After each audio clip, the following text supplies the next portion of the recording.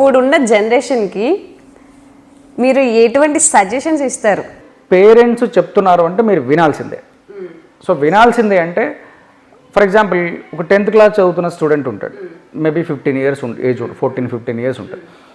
But వాళ్ళ parents already last వాళ్ళ ఎక్స్పీరియన్స్లో చాలా ఇన్సిడెంట్స్ని చూసి ఉంటారు.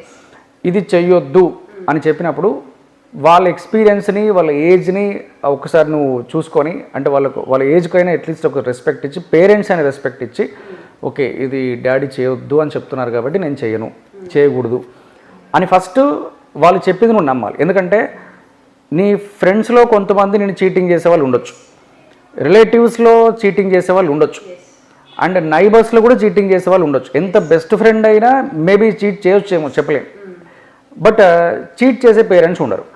అది అందులో 0. ఈవెన్ ఫ్రెండ్స్లో ఒక 10% ఉండొచ్చేమో, రిలేటివ్స్లో 20% ఉండొచ్చేమో, లేదా నైబర్స్లో 50% మనల్ని చీటింగ్ చేసే వాళ్ళు ఉండొచ్చేమో. కానీ మీ మదరు ఫాదర్ అయితే నిన్ను చీటింగ్ చేయరు. సో అందులో 0, అది కంప్లీట్గా వాళ్ళు అసలు చీటింగ్ చేయరు. అంటే వాళ్ళు నీ పైన చూపించే అఫెక్షన్ అనేది అన్కండిషనల్. సో నెక్స్ట్ అది 100% ప్యూర్ అంతే. అలాంటప్పుడు నువ్వు వాళ్ళు చెప్పింది వినకపోతే ఇంకా నువ్వు ఎవరు చెప్పింది వింటారు?